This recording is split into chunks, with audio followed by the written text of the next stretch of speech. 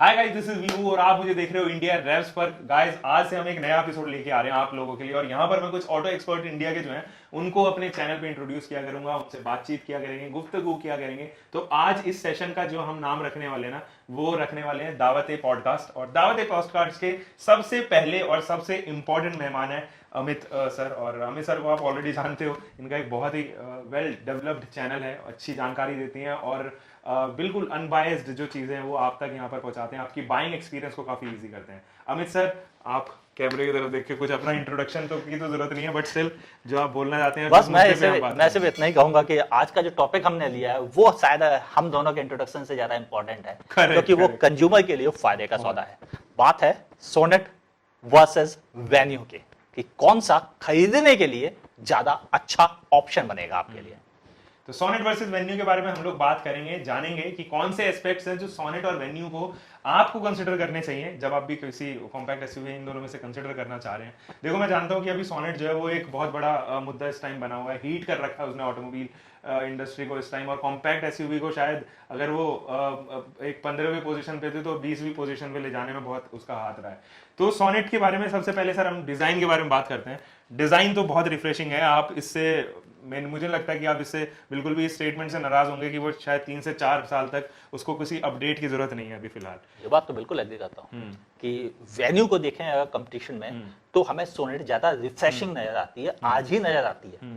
और सारे फीचर्स उसके, चाहे एलईडी हेडलाइट हो या उसके ग्रिल हो या उसके साइड एलिमेंट हो, हर जगह से सोनेट कुछ ज्यादा बेहतर नजर आती है, कुछ ज्यादा रंगीन नजर आती है, कुछ ज्यादा यंग नजर आती है और फ्रेश नजर आती है। सबसे बड़ी चीज तो ये है। ऐसा लगता है कि डिजाइन के ऊपर बहुत ज्यादा टाइम देके फोकस्ड वे में एकदम से जो है उसकी डिजाइन की गई है। स्प्लिटेबल टेल लैंप्स, शायद मैं इस चीज पे एग्री नहीं करूंगा, क्योंकि क्या की डिजाइन फिलॉसफी ही ऐसी थी जिस पर ये कार पूरी तरह शूट करती है। उनकी डिजाइन फिलॉसफी हमें नया फील करा रही है, तो हमें उनकी जितने भी प्रोडक्ट्स हैं सर वो ज्यादा प्रीमियम और ज्यादा स्पोर्टी अपील करते हैं। किसी भी सेगमेंट की कोई भी गाड़ी आप उठा के देख लो, सेल्टॉस देखो, अपने सेगमेंट में मोस्ट प्लेजर गिविंग गाड़ी लगती है वो, ठीक है, देखने में। कार्निवल है, अब ये सोनेट आ गई, रियो भी ऐसी अच्छी लगती है, और स्टिंगर जीटी है। ये देखोगे तो अपील, मतलब उनका शायद जो जिस तरीके से वो डिजाइन की गई है उनके ऊपर लगता है कि हाँ किसी प्रोफेशनल इंसान का, या फिर जो जिस तरीके के इंजीनियर यूज किए गए हैं उनको बनाने में, वो ज्यादा मैच्योर लगते हैं, वो एक्सपीरियंस लगते हैं ज्यादा। मतलब डिजाइन फिलोसफी नो डाउट,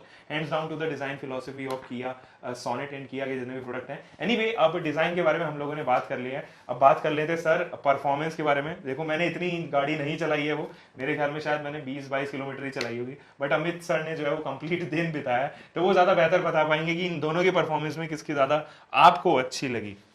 मैंने दोनों कारों को खूब मतलब कस के चलाया है, घिस घिस के, इसलिए क्योंकि जितना ज्यादा चलाएंगे आप उतना बेहतर समझ पाएंगे कार को, और इसी वजह से मैंने कस के चलाए। डीजल इंजन, बेहतरीन रिफाइनमेंट लेवल और अच्छा पंच। मतलब आप चलाओगे तो आपको फील आएगा कि आपको कहीं भी ओवरटेक करना है, 5 लोग बैठे होंगे गाड़ी में, तब भी आप आसानी से ओवरटेक कर लोगे। और अगर बात करें मैनुअल की, जिसे IMT कहते हैं वो लोग, उस पर भी अगर हम बात करते हैं तो वो भी ऐसा इंजन है कि वो भी काफी रिफ्रेशिंग, काफी अच्छा है ड्राइव करने में और पसंद आएगा लोगों को। और रही बात IMT की, जिसके बारे में लोग ओवर हाइप्ड हैं, तो क्लियरली मेरा एक ही जवाब है, भाई साहब मैनुअल को आप जो भी नाम देना चाहो आप दे दो, रहेगा तो वो मैनुअल। हाँ, क्लच का पैडल हटाने से क्लच नहीं हटता, क्लच तो गियर बॉक्स के भीतर लगा ही हुआ है ना, जब वो हटेगा तब टेक्नोलॉजी बदलेगी, वरना तो वो मैनुअल ही कहलाएगा। मैन्युफैक्चरर्स उसे रेवोल्यूशनरी ट्रांसमिशन का नाम दे रहे हैं, तो ये रेवोल्यूशनरी शायद मुझे लगता है कि ये रेवोल्यूशनरी है, कोई इतिहास जो तो नहीं बना देगा, ऐसा ट्रांसमिशन नहीं है। हाँ ठीक है, कहीं ना कहीं आपका जो स्ट्रगल है गियर शिफ्ट करने का, थकान मिटा देता है। हाँ, दिल्ली NCR में जहाँ लोग रोज 100 किलोमीटर कार चलाते हैं, तो 150 किलोमीटर कार चलाते हैं, वो भी हैवी ट्रैफिक में, उनकी थकान कम करने में तो अच्छा जॉब है। और केवल 20,000 रुपए मैनुअल से ज्यादा कीमत है, उतने में तो भाई साहब लोग दुआएं देते हैं। तो उस हिसाब से तो मैं एग्री करता हूँ कि ये हेल्पफुल बहुत है, यूजफुल बहुत है और एक अच्छा स्मार्ट आइडिया है। लेकिन यह टेक्नोलॉजी अलग नहीं है, टेक्नोलॉजी तो मैनुअल ही थी, है और रहेगी। बिल्कुल। मैनुअल लवर्स के लिए बहुत ही सैड न्यूज़ है, क्योंकि मैनुअल लवर के लिए ये ट्रांसमिशन मैनुअल जो है वो परफॉर्मेंस ओरिएंटेड इंजन 1.0 में नहीं आता है। 1.2 में ही आप मैनुअल खरीद सकते हो या फिर आप डीजल में मैनुअल खरीद सकते हो। तो अगर आपको मैनुअल का शौक है और अच्छा इंजन आपको चाहिए जो एकदम से आपको पीक वाली पावर फिगर्स दे, टॉकी नेचर जिसको कहते हैं, या फिर पंची इंजन जिसे कहते हैं, वो यहाँ पर आपको नहीं मिलने वाला है। इनफैक्ट डीजल में भी वो आप मिलने वाला वेन्यू है। में तो ले सकते हो ना। बिल्कुल, केवल वेन्यू में IMT एक वेरिएंट के साथ में आता है। वेन्यू अगर आपको खरीदनी है तो आप वेन्यू के साथ में जा सकते हैं। सोनेट कंप्लीटली फिर आपके लिए शायद नहीं बनी हुई है, क्योंकि उसके डीजल इंजन में भी मैनुअल परफॉर्मेंस डीजल इंजन में भी मैनुअल का ऑप्शन है ही नहीं, वो आपको ऑटोमेटिक में ही खरीदनी पड़ेगी। बाकी ऑटोमेटिक से याद आया कि ट्रांसमिशन बहुत सारे हैं सर इस गाड़ी के अंदर, और 5 ट्रांसमिशन दिए गए हैं। आपका फेवरेट ट्रांसमिशन कौन सा रहा है? मेरा फेवरेट तो टॉर्क कन्वर्टर रहा है, डीजल। हाँ डीजल। उसकी वजह है कि डीजल में कोई नहीं देता, करेक्ट। तो भाई साहब जिसने जो दिया दिया। उसको उसी के लिए सलाम सलाम। ठोको। तो यहाँ पे सोनेट के पास टॉर्क कन्वर्टर मिल जाता है, जो सबसे बड़ा प्लस पॉइंट है। और डीजल में ऑटोमेटिक चाहिए लोगों को, जब नकली ऑटोमेटिक मिल रहे हो, सॉरी AMT मैं नकली ऑटोमेटिक ही बोलूंगा उनको, क्योंकि वो ऑटोमेटिक होते ही नहीं है। और इसलिए मेरी नज़र में तो सोनेट बेहतर है जी। अगर बात की जाए समझदारी की डील की, तो IMT बहुत अच्छा सिस्टम है जिसे देना चाहिए। लेकिन अभी ये 1 लीटर इंजन के साथ दे रहे हैं, आगे भविष्य में हो सकता है डीजल में भी हमें मिले, वेन्यू में भी मिल सकता है और सोनेट में भी, और इसके अलावा हमें हो सकता है 1.2 लीटर वाले में भी मिल जाए। अरे वाह। और ये सचमुच में सिर्फ 20,000 दो, क्लच हटवा लो। करेक्ट।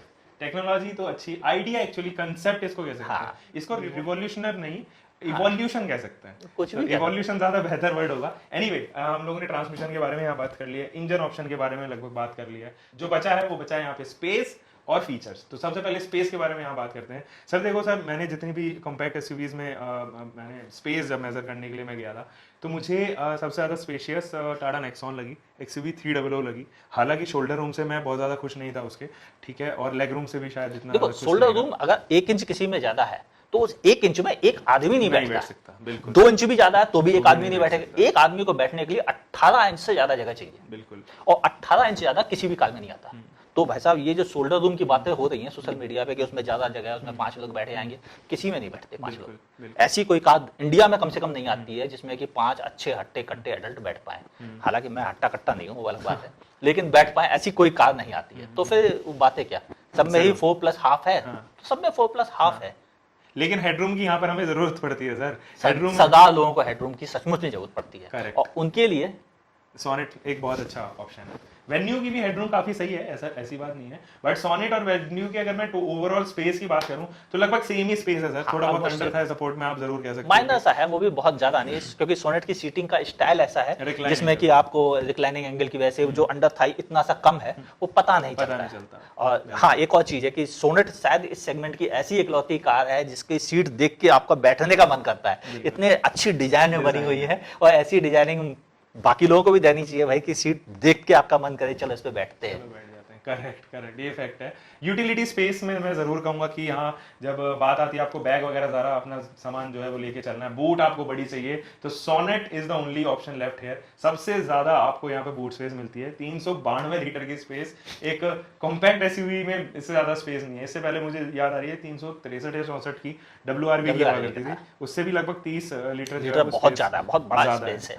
और बूट के मामले में ये बात बिल्कुल सही। और एक और चीज है, लोगों का बूट स्पेस ज्यादा होता है वॉल्यूम में, लीटर में, लेकिन एक्चुअल में यूज नहीं कर पाते। यहाँ पर यूज भी कर सकते हैं, ये अच्छी चीज थी कि मतलब डिजाइन का साइज ही ज्यादा नहीं, एक्चुअल में यूज भी आप बेहतर कर पाओगे। फ्लैट है, लोडिंग लिप है ही नहीं उसमें।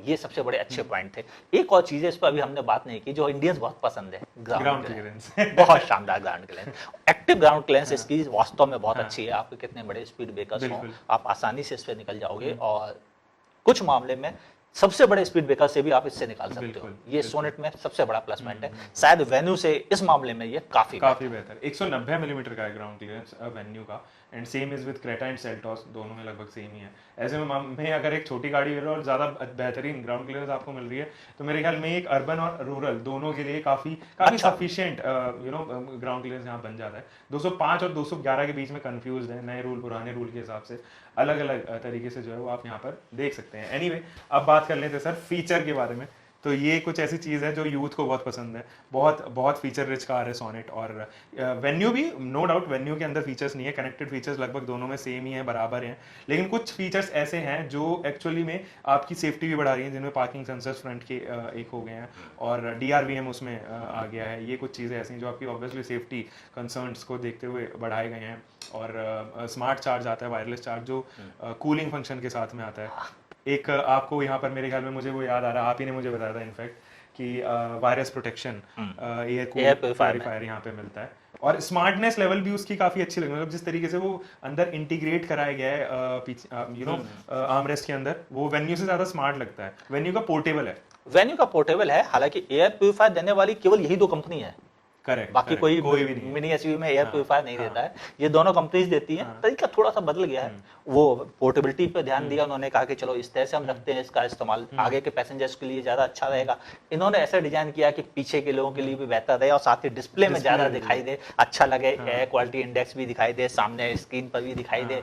तो ये सारी चीजों ने सोनेट को थोड़ा अपीलिंग बना दिया। टच स्क्रीन की बात कर ली जाए तो मेरे अंदाज शायद अपने सेगमेंट का सबसे बेहतरीन फील है, सबसे बेहतरीन टच स्क्रीन है, और सबसे बेहतरीन म्यूजिक सिस्टम भी है। बोस, वो भी एक वूफर और 4 स्पीकर 2 ट्विटर के साथ में, तो इतना सब कुछ तो सोनेट दे रहा है जो दूसरे कंप्यूटर भी नहीं दे पा रहे हैं। इवन आप अगर वेन्यू पे आए तो आर्कनेस का सिस्टम है जो बोस के मुकाबले बहुत पीछे है। और रही बात बाकी जो मार्केट में इस समय आ रहे हैं, जिनके लोग बड़ी तारीफ कर रहे हैं, उनकी कीमत का भी बात की जाए तो शायद हरमन के मुकाबले इसकी कीमत लगभग 3 गुनी के आसपास है। तो 3 गुना महंगा म्यूजिक सिस्टम, रियली गुड। कुछ फीचर्स ऐसे भी हैं सर, जो आपने ध्यान दिया हो तो वो भी मिसिंग आउट हुए हैं, जैसे कि 60:40 में स्प्लिट सीट नहीं है, वो थोड़ी सी ताज्जुब मुझे भी लगा था। कूल्ड ग्लव बॉक्स यहाँ पर ऑफर नहीं होता है। ये बात समझ में नहीं आई क्यों, इसका क्या लॉजिक था, क्योंकि ये आइटम मुश्किल से 30-40 रुपए में फिट हो जाता है। बिल्कुल बिल्कुल। और इसके साथ में आपको टेलीस्कोपिक स्टीयरिंग नहीं मिलता, वो सेगमेंट में ज्यादा में नहीं है तो नहीं है, तो इतना दिक्कत नहीं है। लेकिन सबसे बड़ी इंपॉर्टेंट चीज क्या है कि इन दोनों कारों में सिमिलरिटीज जो टेक्निकली, इलेक्ट्रिकली, या आप उस पर बात करें कि मैकेनिकली, वो लगभग सिमिलर ही है। उसमें भी नहीं है तो इसमें भी नहीं है। इंजन उसमें जो है वही इसमें है। लेकिन इंस्ट्रूमेंट क्लस्टर मुझे सर सोनेट का काफी अच्छा लगा, मतलब hands down to the person who designed that instrument cluster, सच में तारीफ काबिलियत। और इसी बात पे लाइक भी कर देना वीडियो, क्योंकि इंस्ट्रूमेंट क्लस्टर के जो MID वाला पार्ट है ना सर, वो मुझे लिटरली वो बहुत कलरफुल बनाया गया है। कलरफुल भी और साथ ही मतलब यूजफुल है। उसमें ऑप्शन जो आ रहे हैं वो बिल्कुल क्लियर हैं, आपकी जरूरत के हैं। कोई जबरदस्ती वाले वो दिखावे घुस के भीतर घुस के और उसका कोई यूज ना आना, ऐसे ऑप्शन नहीं है। ये अच्छी चीज थी कि सोनेट में सिर्फ वही चीज दी गई जिसका एक्चुअल में कस्टमर के ऊपर फर्क पड़ता है, वरना ऑप्शंस तो आप 2000 बना लो, बिल्कुल फर्क नहीं पड़ता उनसे। एक और चीज है जिसके बारे में कोई बात नहीं कर रहा, कनेक्टेड कार वाले फीचर कंप्यूटर कोई नहीं देते सिवाय 2 लोगों के छोड़कर, वेन्यू और सोनेट। बाकी सबके जो कनेक्टेड कार वाले फीचर है वो तो नाम भर के हैं। एक्चुअल में उन्हें कनेक्टेड कहना ही शर्म की बात है। और ये दोनों के पास जरूर कनेक्टेड कार वाले फीचर है, प्रॉपर सिम कार्ड लगा हुआ है, प्रॉपर इंटरनेट से कनेक्टेड है, आप एक बटन दबाओ सीधा उनका कॉल सेंटर की कॉल आ जाती है। और वॉइस कमांड वाले फीचर्स आपको सोनेट में मिलते हैं जो आपको वेन्यू में नहीं मिलते हैं। बिल्कुल, वॉइस कमांड हो गए, इसके साथ कुछ सेफ्टी फीचर्स ऐसे भी जैसे फ्रंट पार्किंग सेंसर्स, ये मिल जाता है आपके पास में, ये ऑप्शन होता है सेफ्टी के लिए।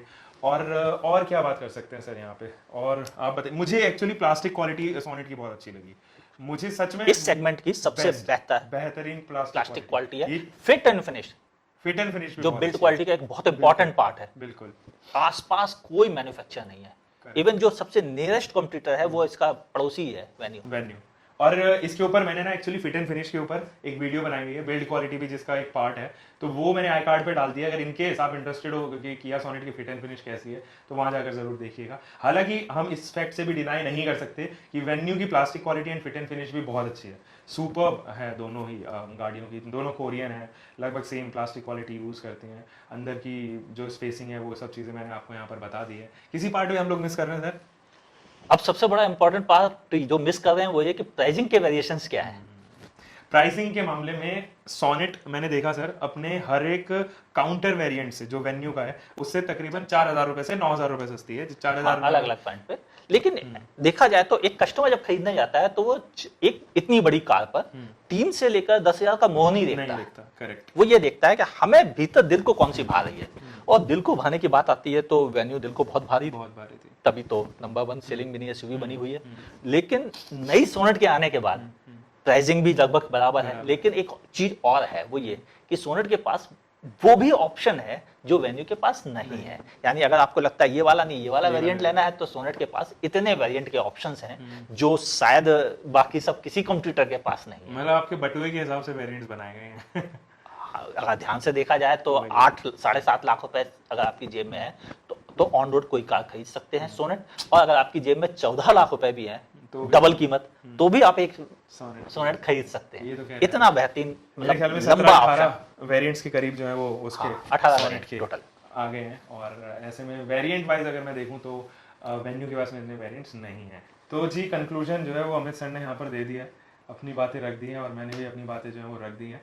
और देखो ऑब्वियसली 2-4 फैक्टर्स और यहाँ पे जुड़ जाते हैं। अभी किया सोनेट जो है वो लेटेस्टली आई हुई मैन्युफैक्चरर है, तो obviously service centres rural area पे शायद आपको बहुत ज़्यादा मिले, या फिर कुछ बड़ी सिटीज़ से जो 200-300 किलोमीटर दूर हो सकता सिटीज़ हैं उनके लिए थोड़ा सा प्रॉब्लम यहाँ पर क्रिएट हो जाए, या फिर आफ्टर सेल सर्विसेज में स्पेयर पार्ट्स अवेलेबिलिटी की कहीं ना कहीं कमी पड़ सकती है। और मुझे उम्मीद नहीं है, क्योंकि उसकी वजह है इनका स्पेयर पार्ट मैनेजमेंट सिस्टम जो है वो सेंट्रलाइज नहीं है। मतलब बाकी सभी कंपनीज अपने हेड ऑफिस से पार्ट्स भेजती हैं, इन्होंने 3 हेड ऑफिस तो पहले ही बना रखे हैं पार्ट्स के लिए। बोले एक नॉर्थ इंडिया में पार्ट्स यहाँ सप्लाई होंगे, साउथ इंडिया वालों को साउथ इंडिया से ही सप्लाई हो जाएंगे। ये जो बेनिफिट है ये किया के पास है, तो पार्ट्स के लेके किया अपनी पहचान नहीं है।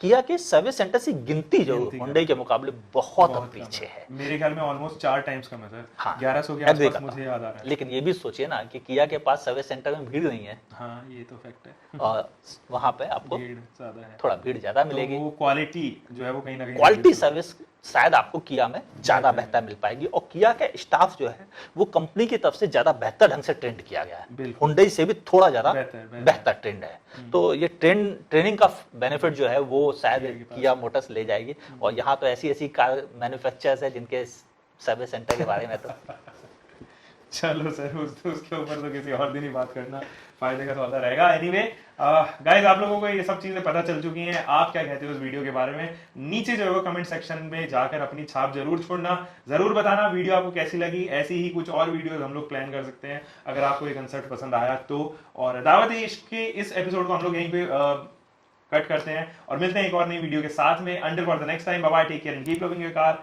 Drive safe guys.